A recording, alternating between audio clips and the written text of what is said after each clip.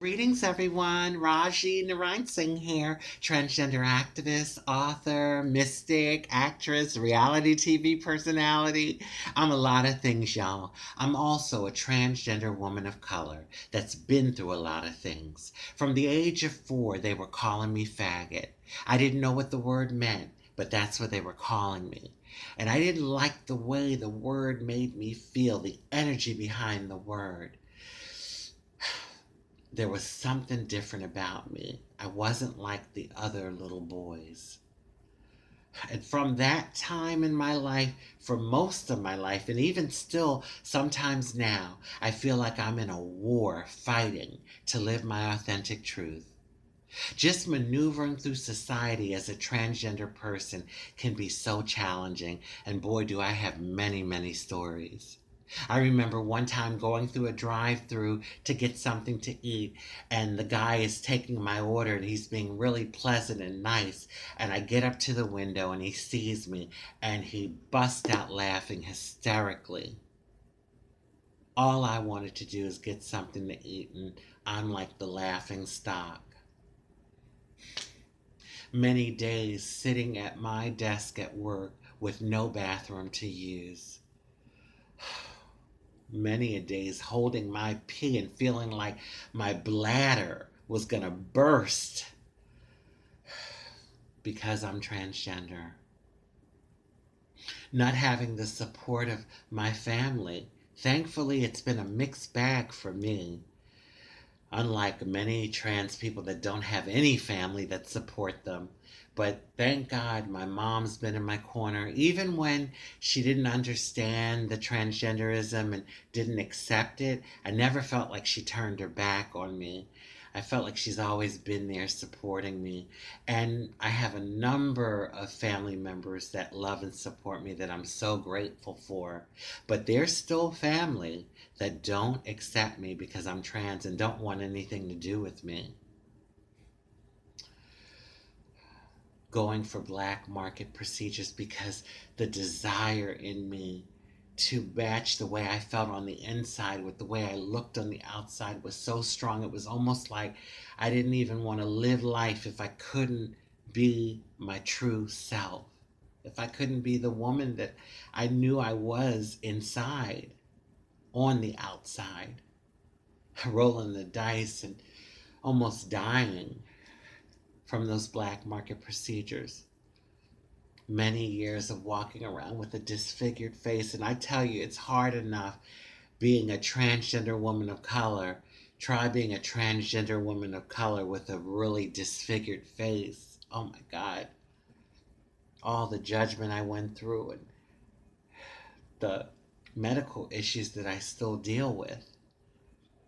Just trying my best to live my authentic truth, rubbing two nickels together. I didn't have the resources to transition the right way.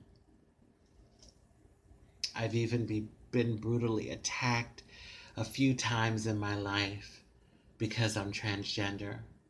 One particular time, it was in front of a crowd of people, and none of them did anything to help me. Some of them even laughed. That day, I swear, I I not only felt physically broken, but I felt spiritually and mentally broken. I just felt like I wanted to give up on humanity. I was like, where is the humanity in people? Like, why didn't anyone help me? I was hurt. I was embarrassed. I was ashamed. I can't believe I'm still here. There's many a days I wake up and I just can't believe I'm still here on the planet alive. Because so many trans people have lost their lives just because of them being who they are. And especially many transgender women of color. Sometimes I have to pinch myself because although we have a long way to go, we've come a long way. Oh my God, to see an African American famous basketball player come out and openly support his transgender son, That is huge. That is huge. Like I said earlier, so many trans people don't have the support of their family. They're disowned. And let me tell you, it's hard enough living in this world, but it's even harder when you don't have family. I want to thank Dwyane Wade and Gabrielle Union for doing the right thing as parents. Thank you too for loving and supporting your child the way they are. And my prayer is that you can be an example to families around the world that have family members that are transgender. God, I swear, when I see the different things that are happening around me, it just makes me know that all that I've been through, all of the injustice and discrimination, all of the pain that I've been through and that my fellow transgender sisters and brothers have been through, it's not in vain. It hasn't been in vain because there's parents like you that are now feeling empowered and open enough to support your child for being trans. I really feel optimistic and hopeful that we are moving in the right direction of equality.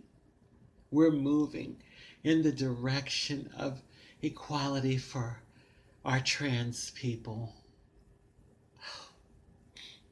And it's because of you two, Dwyane Wade and Gabrielle Union, parents like you, and so many other advocates and allies that are supporting the community and coming out and just being open about being supportive of a transgender person, and in your case, a transgender child. Oh. To Zaya, sweetie, you are so right. What is the use? What is the point of living life here on this planet if you can't be who you really are? Doll baby, you hit it on the head. And it just overwhelms me to know that at your age you can have that realization. You can really know that truth. And oh God, I just feel so inspired by you.